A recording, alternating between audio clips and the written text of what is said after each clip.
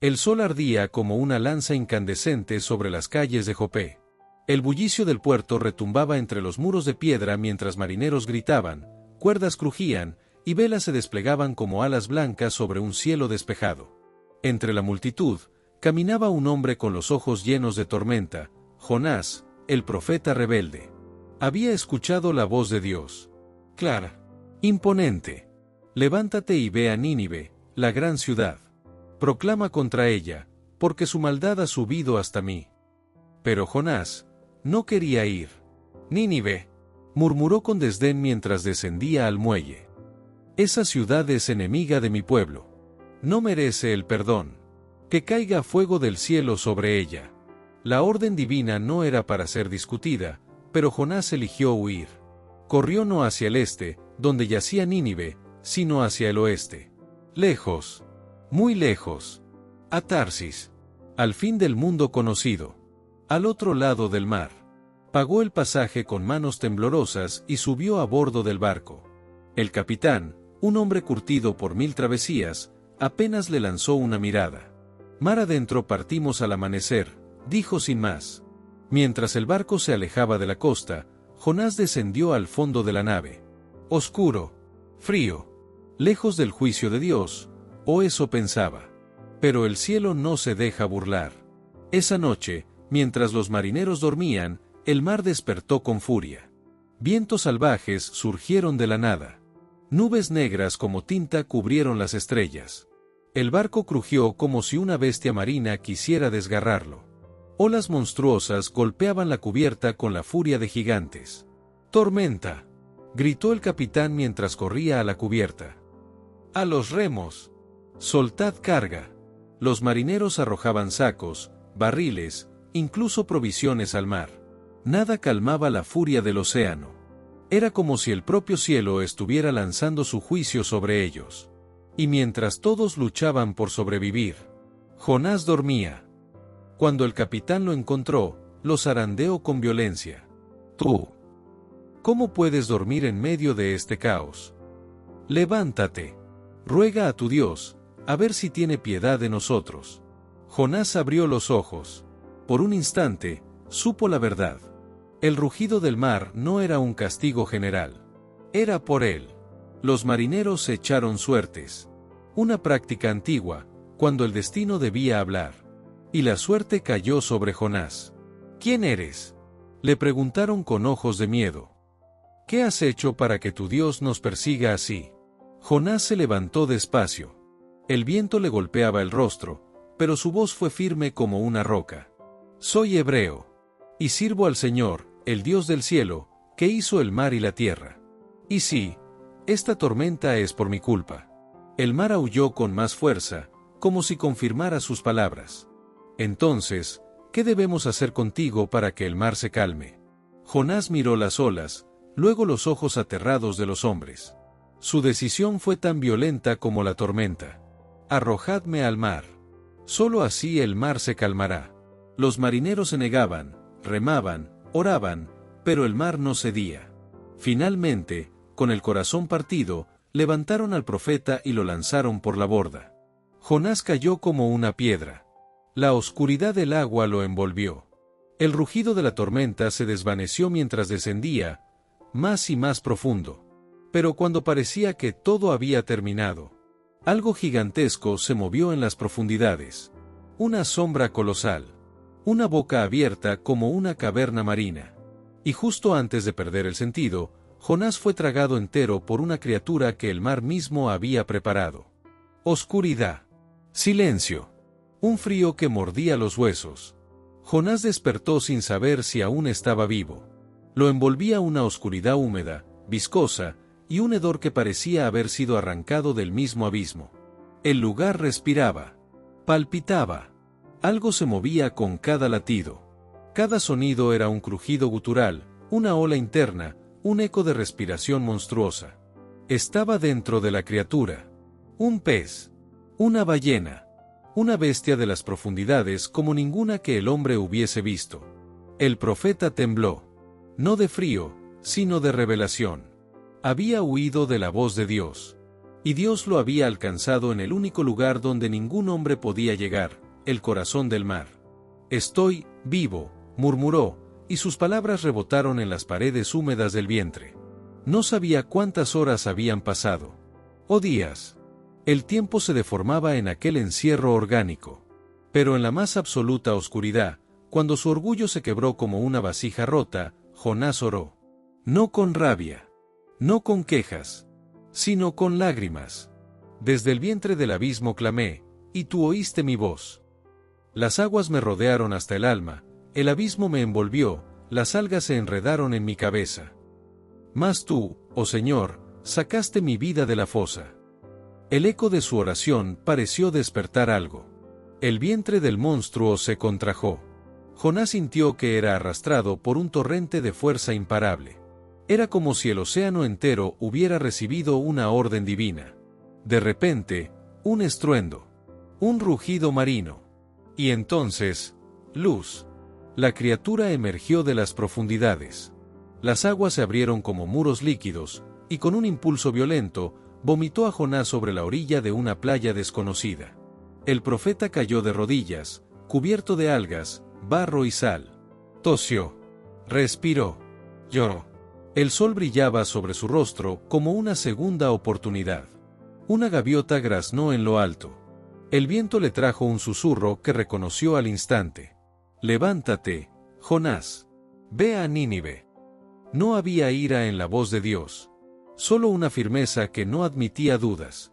Y esta vez, Jonás no corrió. Se puso de pie. Sus piernas temblaban, pero no por miedo. Era un nuevo hombre. Forjado en el vientre de una criatura imposible. Roto, reconstruido, obediente. Ante él, el desierto se extendía. Más allá, en el horizonte, Nínive, la gran ciudad. Una última misión lo esperaba. El sol se alzaba como una espada de fuego sobre las arenas del desierto cuando Jonás cruzó las puertas de Nínive, la gran ciudad. Era inmensa. Inimaginable.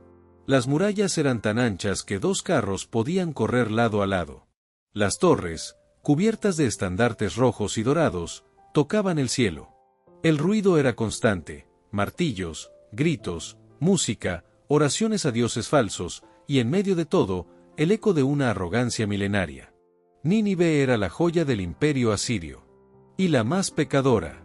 Jonás, cubierto aún de sal marina y marcado por la experiencia de la bestia, caminaba entre mercaderes, soldados, prostitutas sagradas y sacerdotes. Nadie lo conocía. Nadie lo temía. Pero cuando abrió la boca, el mundo pareció detenerse. Nínive. Gritó con voz de trueno. Así dice el Señor, el Dios de los cielos. Aún 40 días y Nínive será destruida. El mensaje no era largo. Pero llevaba el peso del juicio eterno.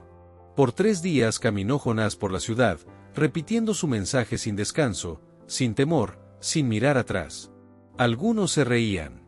Otros lo miraban con odio. Pero otros temblaban. El recuerdo de las tormentas, las pestes, los rumores de dioses verdaderos se agitaban como un río subterráneo en los corazones de los ninivitas. Sus conciencias, dormidas por años de idolatría, comenzaron a despertar. Las palabras de Jonás llegaron a los nobles, a los soldados, a los sabios. Y finalmente, al trono. El rey de Nínive, envuelto en joyas y púrpura, escuchó el mensaje con ojos sombríos. No gritó. No mandó a ejecutar al profeta. No ofreció oro ni excusas. Se quitó su corona. Descendió del trono. Se cubrió de cilicio, se sentó en ceniza y proclamó un decreto. Nadie comerá. Ni hombres, ni animales.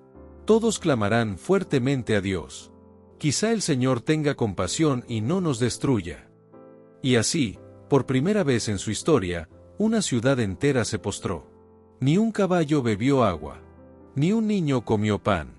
Las calles se llenaron de lamentos, de oraciones, de un arrepentimiento que no había sido visto desde los días del diluvio. Jonás observaba desde una colina a las afueras. El sol comenzaba a ocultarse tras las murallas cuando, por fin, entendió. Había cumplido su misión. Pero en su corazón, algo no estaba bien. No sentía alegría. No sentía satisfacción. Solo un fuego amargo que comenzaba a arder lentamente. ¿Y ahora qué, Señor? Susurró con los ojos clavados en la ciudad. Y entonces, Dios habló. Pero sus palabras no fueron las que Jonás esperaba. La noche cayó sobre Nínive, silenciosa como un juicio suspendido. Pero el juicio no cayó. No hubo fuego del cielo. No hubo terremotos. No hubo ángeles con espadas. Solo estrellas, viento suave, y una paz que parecía ajena al profeta. Jonás, desde su puesto elevado al este de la ciudad, lo vio todo. Y se enojó profundamente. Esto era lo que temía, Señor. Gritó al cielo. Sabía que eres clemente y misericordioso, lento para la ira y grande en amor. Sabía que perdonarías a estos malvados si se arrepentían. Por eso huía a Tarsis. Su voz temblaba, pero no de miedo, sino de rabia. No entendía. Él quería justicia. Él quería ver el mal castigado. Él quería tener razón. Mejor sería morir que ver cómo perdonas a esta ciudad. Y entonces Dios habló con la calma que solo los eternos pueden sostener. ¿Haces bien en enojarte? Jonás no respondió. Solo se quedó sentado, solo, en su enojo, mirando la ciudad desde su improvisado refugio hecho de ramas y telas. El sol volvió a salir, abrasador. El viento del desierto soplaba sin piedad. Jonás transpiraba, se encorvaba. Su sombra era escasa y su corazón, aún más seco. Entonces, sin previo aviso, Dios hizo crecer una planta. Grande, frondosa, de hojas anchas y frescas. Su sombra cubrió la cabeza de Jonás como una caricia inesperada. Por primera vez en días, el profeta sonrió. Pero al amanecer del día siguiente, Dios envió un gusano. Silencioso, insignificante, mortal. La planta se marchitó. Sus hojas se cayeron. Y cuando el sol se alzó de nuevo, quemó la cabeza de Jonás como hierro al rojo vivo. «Estoy harto», gritó el profeta. «Prefiero morir que vivir sin sombra». Y entonces la voz de Dios retumbó una vez más. No como trueno, sino como un espejo. Tienes lástima por una planta que no cultivaste ni hiciste crecer, ¿y no voy a tener yo compasión de Nínive, la gran ciudad? Una ciudad con más de 120,000 personas que no saben distinguir su derecha de su izquierda, ¿y muchos animales también? Jonás cayó en silencio. El viento sopló. Las palabras de Dios flotaron en el aire como una semilla. Una semilla que quizás, solo quizás, crecería. El sol bajaba, derramando oro líquido sobre los muros de Nínive. La ciudad seguía en pie. No porque fuera inocente, sino porque había cambiado. Y porque Dios tuvo misericordia. Jonás se sentó en la tierra reseca, contemplando el horizonte como un hombre al que se le había revelado un misterio más grande que su orgullo. Ya no gritaba. Ya no discutía. Solo pensaba. Recordó las profundidades del mar, el rugido de la tormenta, el latido de la bestia marina. Recordó las calles de Nínive llenas de gente llorando, clamando a un Dios que ni conocían, pero que los había escuchado. Él había querido justicia. Pero Dios quería transformación. Había venido buscando destrucción. Y encontró redención. La historia no dice si Jonás regresó a casa. No dice si vivió muchos años más. No dice si alguna vez volvió a predicar. Lo que sí sabemos es que su historia quedó escrita. No como la del héroe perfecto, sino como la del hombre que fue quebrado para comprender el corazón del Creador. Un Dios que no solo manda vientos, ballenas y fuego, sino que ama a los que no lo merecen.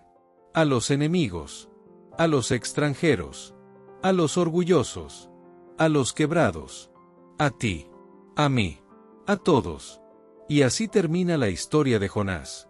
Sin un punto final. Porque el mensaje sigue vivo.